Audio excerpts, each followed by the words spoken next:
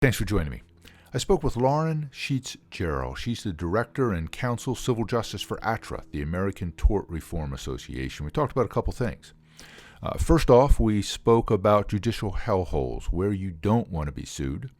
The second thing is what is called the seatbelt gag rule. You know that virtually all states require you to wear a seatbelt, but a number of states say that if somebody sues you, you can't bring up the fact that they were not wearing a seatbelt and how that caused or contributed to their injuries.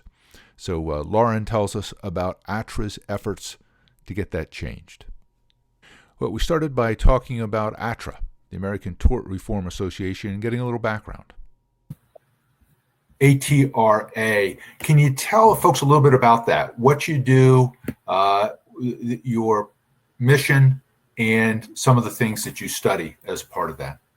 Sure. So the American Tort Reform Association is a national, nonpartisan, nonprofit association dedicated to civil justice reform. We're the only organization that's strictly focused on civil justice and tort reform in the country.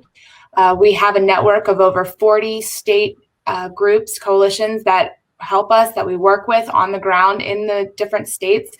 And we also have a grassroots network of over 140,000 supporters. We have a very robust legislative program. So we work directly at the state level and some at the federal level to support and enact legislative reforms. And then we also have a robust amicus program. So we file amicus in both state and federal courts, supporting either civil justice system or civil justice reforms, or pushing back against the expansion of liability in some cases, protecting previously enacted reforms. And then we also have our Judicial Hellholes program, which I think we'll focus a lot on today. And this program shines a spotlight on the abuses occurring across the country in judicial hellholes. And we release a large report annually every December that shines a spotlight on the abuses, discusses some of the emerging trends that we're seeing across the country, and it lists out, in most cases, anywhere from 8 to 10 jurisdictions that we see and feel are judicial hellholes. And let's start with how do you define, or what do you look for in terms of a judicial hellhole, Lauren? These are places where judges are allowing either novel theories of liability to be pursued by the plaintiff's attorneys, or they're allowing liability expansion at rapid rates. We see a high rate of nuclear verdicts or excessive verdicts, in the hundreds of millions of dollars. And the plaintiff's bar is very familiar with these hellholes. They often have low barriers of entry. They have low standards for expert evidence. They allow plaintiffs from all over the country to file. So often venue reform is lacking. Personal jurisdiction decisions are very, again, low barriers. So the plaintiffs' lawyers flock to these jurisdictions to file their lawsuits. They're known for their high awards and their plaintiff-friendly rulings. When you put this together, or when you make your annual list, how do you go about it, Lauren? What do you look for? What input do you get? What research do you do? Sure. So the Judicial Hellholes program has a blog that we're continually updating based on cases that we're hearing about from either defense attorneys, from ATRA members. We survey corporate defense counsel, we survey local firms, discuss what they're seeing on the front lines in these states.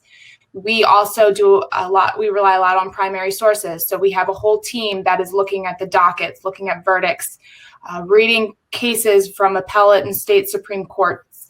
And then we also receive a lot of feedback from the public. This program has become very well known, so there is a way for people to reach out to us and let us know what they're seeing or what they're experiencing firsthand.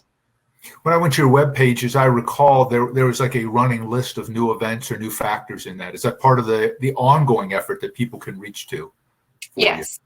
Yes. And, we also are seeing emerging trends across the country. Last year, we highlighted a few. Each year in the report, we do these sections called closer looks.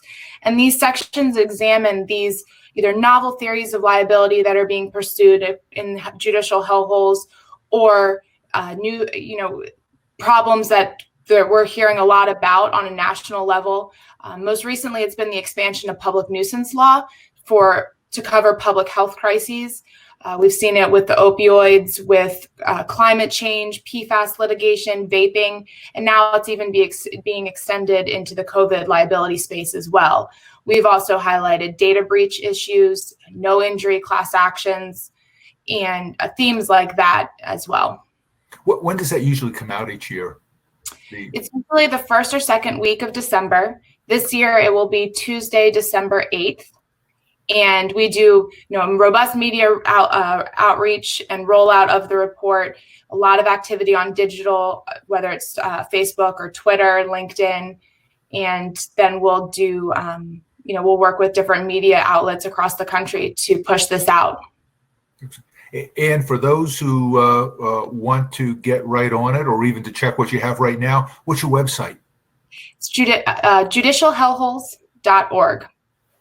And then you can also find it through ATRA's website as well, which is atra.org.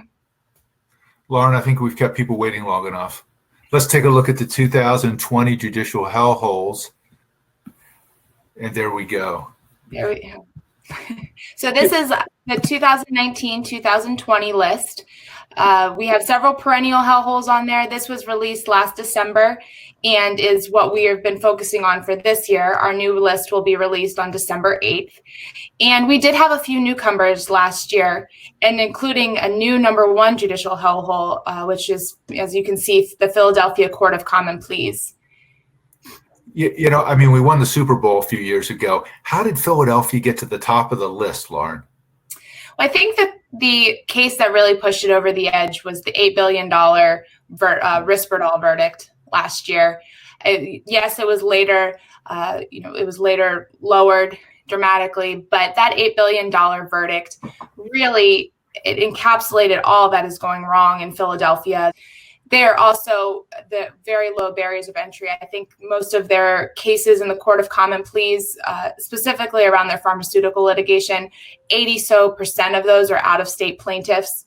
So plaintiffs' lawyers are flocking to Philadelphia to file these cases. They know that there's the possibility of very high verdicts and plaintiff-friendly rulings throughout litigation. And what we're seeing is the plaintiffs' attorneys know that just the sheer volume of cases is what matters, because the more cases that they file and more that are included in these class actions, the more pressure there is on defendants to settle these cases, which is all they're really looking for. We're seeing a high we're seeing a high dollar spend in trial lawyer advertising in Philadelphia and in other judicial hellholes, just with plaintiffs' attorneys trying to drum up the business and find more class members to increase that pressure to settle. From the geographic location, while I have cases around the country, from the geographic location where our office is located, we have a fair number of cases that are filed in Philadelphia, many, if not most of which, have no factual connection to Philadelphia. So one of the things we do, Lauren, preemptively is if there's an accident in an outlying county that is less plaintiff-friendly than Philadelphia, the Pennsylvania rules are that if we have a basis to do it, if we file suit first, that county decides where the case is going to be. So by preemptive, not only do we get the jump on discovery, do we get to proceed on the case ahead of time, but it also gives us a good lead in terms of locking jurisdiction into another county outside of that. Because the motions, as you probably, part of the basis of this, the motions to get out of the county just don't seem to go anywhere. No, they don't. But moving, Lauren, beyond my local pride and being #1, how about the anything else notable in the rest of the list that you'd want to bring to the attention of the folks?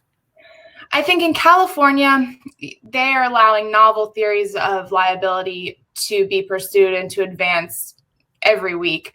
But unfortunately, what we're seeing is things that happen in California first, they sort of use that as its testing ground, and then they're quick to spread to the rest of the country. So we really look at California as a litmus test to know what's going to be coming down the pipe in the future as far as liability expanding legislation and judicial decisions. New York City, you mentioned your interest in nuclear verdicts. We're really seeing an increase in nuclear verdicts in both New York City and in Georgia. those New York City is more of a recent thing that's going to be highlighted in this year's report. Georgia, the nuclear verdicts were a real reason that it appeared on this list for the first time in the state's history of while we've been releasing these hellholes for over 20 years. One thing we're seeing that is contributing to the rise in nuclear verdicts in New York City is improper anchoring, where plaintiffs' lawyers are improperly suggesting numbers and dollar amounts that the jury should award. And as a result, that's the sort of starting point for the jurors when they're deliberating. And New York has always had sort of a de facto cap of $10 million for pain and suffering. Since there's been this increase in improper anchoring, I believe 90% of verdicts have been double that amount. There was a recent study pointing to that and showing that data. So that's a real concern there. And again, in Georgia, we're seeing a high level of nuclear verdicts, specifically targeting the trucking industry. I think last year they had the highest verdict ever in the history of the state in a county down there. So it's something we're keeping a very close eye on and tracking through this report. In terms of trucking, do you know of any other jurisdictions that seem to jump out at you, Lauren, or is it just what you look at is part of the entirety of the whole mix on this? It's part of the entirety of what we're looking at. Georgia, it has been a focus. South Carolina, we've heard a lot about some incidents down there in Texas. Right. But it seems to be a centerpiece of Georgia's civil justice abuse right now, as well as Louisiana. You know, you now have that RICO case going down. There was that big scam that was covered last year. We had followed that closely through Hellholes. Again, that was a centerpiece of Louisiana's Hellholes section last year. So we're certainly keeping an eye on that, and we're glad to see that these companies are fighting back against the abuse and hopefully taking a stand. And the entire New Jersey legislature makes the list. How did that team effort come about? Well, we must say New Jersey had been a perennial hellhole for several years. Their Supreme Court has made some good strides. They had some good expert evidence decisions where they kept junk science out of the courts. But it really was the New Jersey legislature that kept enacting these liability expanding bills, looking for new ways to hold companies liable, employers specifically. So we made the judgment that the New Jersey legislature, again, for the first time in the history of the report, we would specifically target the legislature based on their activities. Yes. Yeah. And just to throw something else in, since I thought of it, which is always dangerous statement when you're on the receiving end of it, Lauren, for the surprise. Was ATRA involved in the Louisiana tort reform? We were, yes. Okay. I was hoping I was lobbing one to you.